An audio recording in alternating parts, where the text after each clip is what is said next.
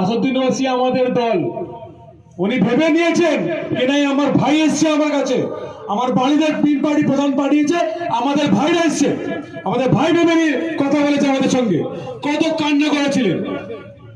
বলে উদ্দেশ্য এটাই যে আজকে আমাদের শিশু চলে গেছে, মমতা বন্দ্যোপাধ্যায় একটা কথা তুলেনি মুখ থেকে, ওনার এমএলএ ওনার বাড়ি কথা বলেনি ওর সঙ্গে।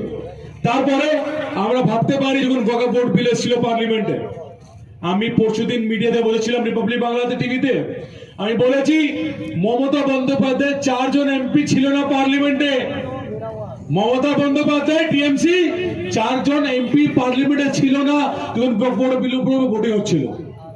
আর যদি বলুন তো, যদি হিন্দু এন্ডোমেন্ট বোর্ডে যদি ভোটিং হবে তাহলে যাবে কি যাবে না?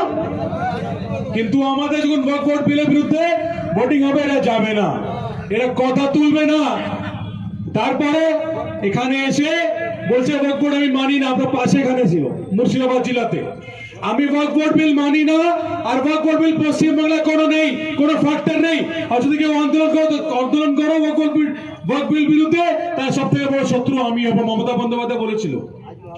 সে সময় আমি বলেছিলাম, দিদি আমার মসজিদ, আমাদের মাদ্রাসা, আমাদের কবরস্থান যে বাঁচাও যে লড়াই দখল আপনি যে করছেন, মমতা বন্দ্যোপাধ্যায় আজ বিজেপি কর্মীদের বিল দিয়েছে, তার বিরুদ্ধে আমি আছি। আর যদি আপনি শত্রুতা, সবথেকে বড় শত্রু আমি হতে রাজি আছি। আপনার বলেছিলাম, কারণ আমরা জীবনে জন্ম নিয়েছি, আমরা পৃথিবীর জন্ম নিয়েছি, এই শুধু পৃথিবীর জন্য, জীবনের জন্য না, শুধু পৃথিবীর জন্য না।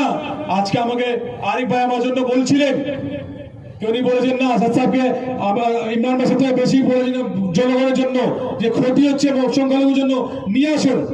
আমি যে আসাদ সাহেব এখানে যে নিয়ে আসার যে চেষ্টা করছি, যা করেছি, যা করবো আগামী দিন, আজ আপনার সামনে আমি কোনো যখন এখানে এসেছি কেন, আমাকে আসাদুল সাহেব বলেছিল একটা কথা, আল্লাহ তোমাকে যত দায়িত্ব দিয়েছে, আল্লাহ তোমাকে যত ক্ষমতা দিয়েছে, তোমার দায়িত্ব বেড়ে গেছে ওতে, তুমি যদি নিজের দায়িত্ব পূরণ যদি না করো তাহলে আল্লাহ উপর গিয়ে উত্তর দিতে হবে। এটা আসাদুল সাহেব বলেছিলেন, আমার ক্ষমতা অনুযায়ী আমাদের কাজ করতে হবে, নাহলে একটা কথা সবাইকে বলে, আমরা মুসলমান, আল্লাহ নবীজি বলেছেন আমাদেরকে পৃথিবীতে জন্ম নিয়েছো আখাতের জন্য, ক্ষতি করার জন্য, ঠিক না ভুল? তাহলে আমরা পৃথিবীতে যা কিছু করবো এই টিএমসি নেতারা বলে, তোমরা মঞ্চে চলে আসো, পলিটিক্সের বয়ে আসো, ইসলাম কেন নিয়ে আসো, মুসলমান কেন বলো? ভাই কেন বলবো না? তোমার এত তোমার ভুল, মানে ক্ষতি কিসে তোমাদের, এত তোমার লজ্জা কিসে মুসলমান নাম নিবার, ইসলামের নাম নিবার?